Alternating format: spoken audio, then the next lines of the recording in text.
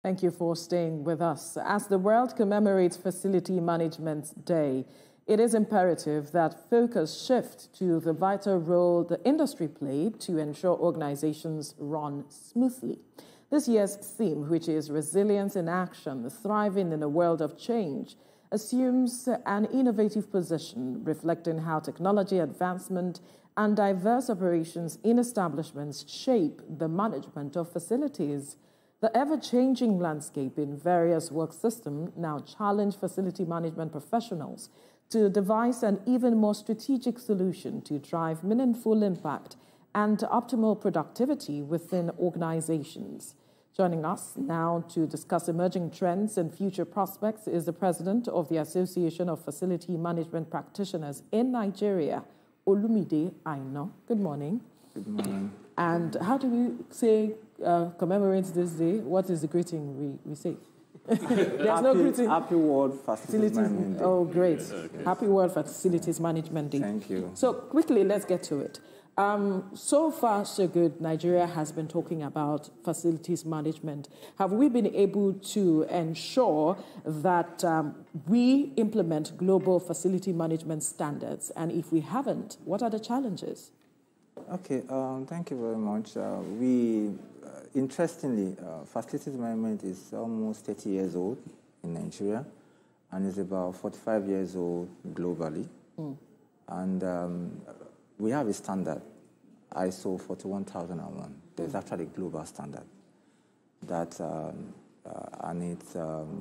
which helps professionals mirror their activities globally. So the kind of standard that is practiced in Norway should be practiced in Nigeria based on that standard. Yeah. So we have that, and it's voluntary, so it's not enforced like a policy or a law, within. So it's a voluntary thing. So if you align with it, the better for you. That can open you up to a lot of opportunities at the international environment. That I think these guys are serious. I think these people want to work within the framework of the standard. So there's actually a standard. In fact, we have a national mirror committee driven by Standard Organization of Nigeria, to domesticate that standard in Nigeria, which fortunately I happen to be the chairman of that national mirror committee. And we also have the International Committee on Facilities Management, that's the Technical Committee 267, which I also happen to be the chairman of that committee. So, and we were just inaugurated, and it's a task that we have been given to drive the standard across the board. So far, so good. How far has Nigeria come with achieving that standard from your position as the chairman of all of these associations? Well, we just started really, as in to restart. Let me just put it like that. We just restarted because we started about 3-4 years ago. Unfortunately, we lost the chairman who was driving it, Mr. Collins. So we tend to just look at it again and see how we can galvanize professionals, come into the fold and, review the approach. So the objective still remains the same in terms of domesticating FM anywhere locally, whether it's in Lagos, Ogun, Osun, Kwara, wherever. All right. So that the standard remains the same. So right. Whatever is practiced in Abuja is practiced here in Lagos. So the main issue here is they're reviewing standards, reviewing the approach so as to be able to implement the standards. Yes. Yeah, go ahead. All right. Facilities management, part of what you do is to maintain facilities you already have. Yeah, absolutely. And we are not very big at that. And you just explained to us that these things are not enforced. It's by compulsion. That gives me an idea that your organization has this big job of getting people to buy into what you are doing concerning trying to meet the world standards for what you do. How successful has that been, and what are the hurdles you're jumping over? Well, let me start with the hurdles. Facilities management in Nigeria doesn't have a policy or a law by the government. So the government has not really, seen us as professionals yet. In fact, I was going through the National Building Code. All other professionals are captured within that code: engineer, architects, builders, surveyors, urban regional planners, all, except the most important profession that takes care of the building is missing. Well, we can give an excuse that that code was released in 2006. Probably FM was not really popular then, as compared to now. But it's a major challenge now because every Tom, Dick, and Harry presents itself as a facility manager. So it's like a buzzword. Anybody can walk in here, I'm a facility manager. So it requires fundamental training. For example, my background is in engineering, and it gives me an head start because, we've been taught several things about building systems. But unlike someone that doesn't even know his left from right, and because he feels that once I can clean, once I can do pest control within the building space, then it means I'm doing facilities management. So facilities management is more about giving good users experience and ensuring the functionality of every system within the building. As we are now, I'm feeling very comfortable. Personally, that is my own experience now. So I have a lot of good experience to take out of this place. The access control, the way I was guided in, the comfy chair, the indoor air quality, the illumination, kind of. So that's... So kudos to TVC. That's what a facility manager provides. And if I want to be, amazed or, dazed, I'll just visit your restroom and it's looking sparkling. I say, man, this guy is hard. Who is managing this place? I would like to. You may have to do that on the way out. So that's the major concern is that we are not recognized. And we are the ones doing the major job in keeping this place running. So it's good that you mentioned, government-owned business buildings. Talk about ministries, hospitals, public housing. They are arguably not well managed. And if you look at the FM, I think you call it FM as well, facilities management, for public sector, they are quite overlooked. But is it that private enterprises or private organizations utilize you much more than the government does? And then should we now co-opt the BP, talk about Bureau of Public Enterprise, or that of Ministry of Works to be directly involved in working with FM? Yes, based on the current realities, more private entities engage us more because, an investor that works so hard to build a system, we want to be professional from beginning to the end to ensure that its building systems, its assets are well maintained. Because if you maintain it properly, it stays for a very long time. But, the usual practice when it comes to government things is national cake. Somebody cut it here. They do it anyhow. No control. But for a private organization, the owner puts his eyes and ensures that everything works well. So for our own organization, Association of Facilities Management Practitioners, AFMPA, and we work with corporate organizations. We educate them, we partner, collaborate with them, and to ensure that they understand the importance of facilities management. And for that sector alone, it's valued over 1 trillion naira. For that sector alone, the kind of businesses that change hands. Do you make suggestions for government as well? Yes, we do. In fact, as a matter of fact, we have a bill in National Assembly. We tried it first time in 2015. We couldn't scale, but we have a bill now that have gone past the first reading. So we hope and pray that we're to galvanize everybody, all professionals, all allied built environment professionals, engineers, builders, surveyors, quantity surveyors, everybody. We need to come together because we are responsible for everything facilities management within the building space. As an engineer, they hand over the project to you. Right. We are done. We are done. They leave. Even at the design stage, we are meant to be incorporated at the design stage because you get to some buildings, they call them sick buildings. You get there, you have to use a torch to walk in. The indoor air quality is very, very poor. It's not safe. You don't even know your exit points. No safety equipment, no fire extinguishers. no muster point in case there are issues. So it's just sick. So that's why we continue to advocate, and that's why we are here today to celebrate our day. That's my next question. Because of time, yeah. How do you commemorate this day beyond just coming to speak about this? I'm also emphasizing on awareness. Yeah. How are you also creating awareness for not just the government, but for people to get their buying as well? Okay, so the awareness are in several folds. First, in terms of education and training, there are about 3 universities in Nigeria that are currently offering masters in facilities management: UNILAG, ABU, Nasarawa State University in Nigeria. Initially, it was University of Lagos alone. ABU joined, Nasarawa University joined. So that in itself, training will help. It has helped to advocate.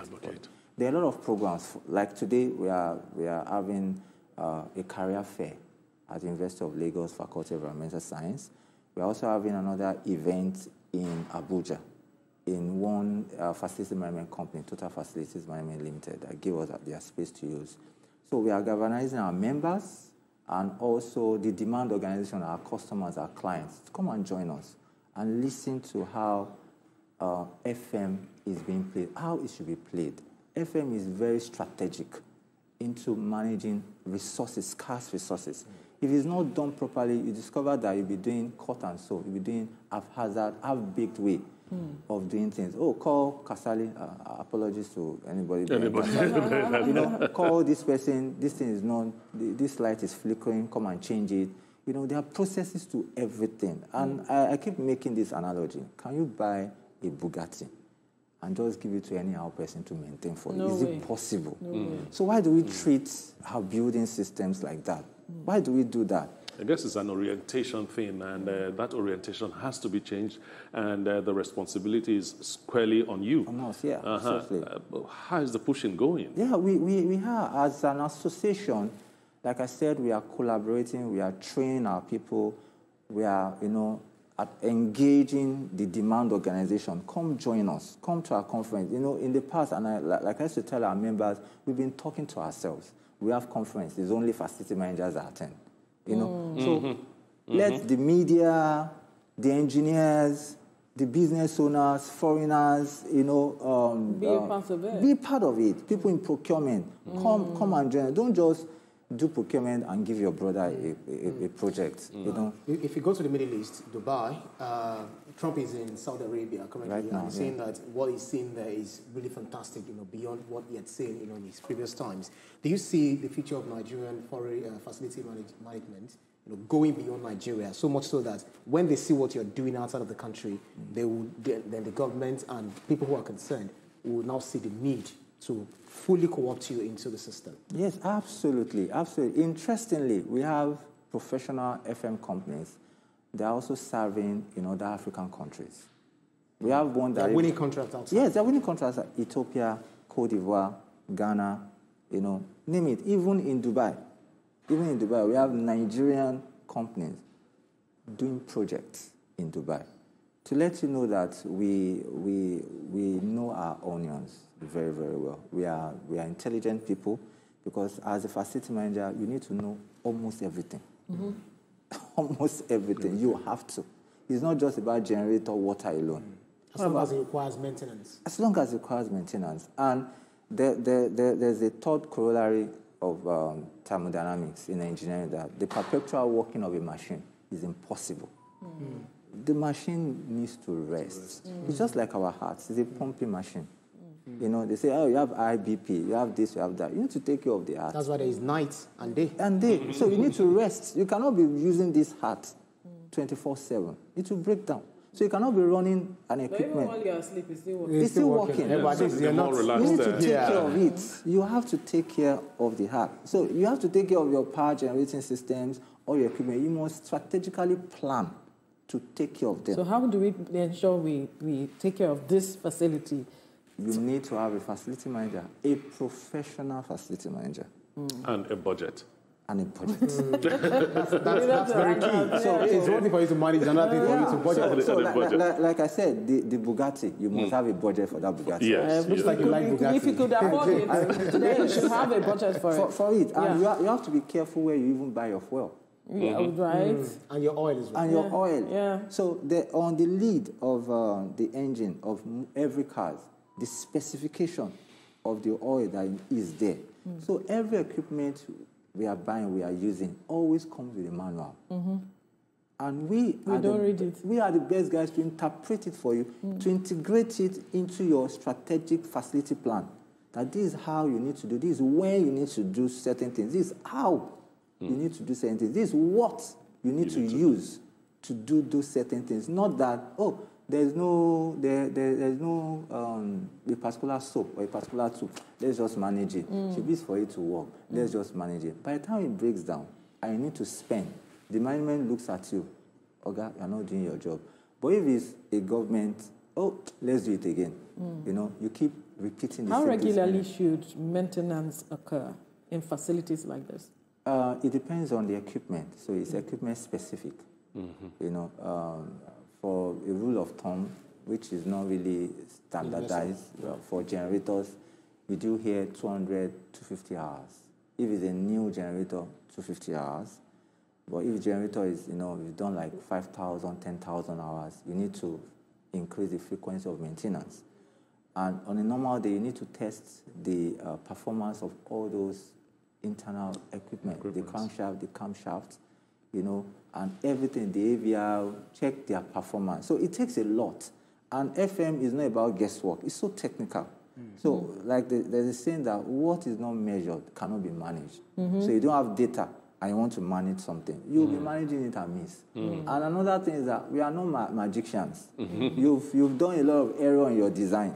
And you now bring in a facility manager to come and help you solve it. Sometimes it is good to just bring down that building. However, because of our technical expertise, we still find a way to manage it and say, okay, temporarily you can do this to manage this situation.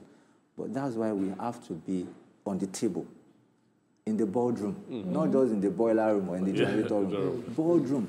Because all resources, profits within the organization. If you don't manage the asset very well, all your profit is just going down to repairs, maintenance, and you start having issues. So that's why we have to be there strategically, advise the MD, the board. We don't need to buy this kind of equipment. These AC you are talking about, they are cheap because the energy consumption is very, very high. That's why they are cheap. Why don't you go for ACs that have low energy consumption? The initial cost may be high, but in terms of sustainability, it pays on the long run. They say, no, we don't have money. Let's just buy. Don't let us do that. Let's buy. We are supposed to buy 10. Let's buy 5 for now. And let's manage it. All right. You understand? So that's where we actually come in. And apart from that, facilities management also influences the atmosphere. Influences the external environment. You understand? So in terms of ESG sustainability, we are the best guys. I was in one workshop. Unfortunately. We'll go to that workshop later. Olumide Aina, President of the Association of Facility Management Practitioners in Nigeria. Thank you so much for your time. My pleasure.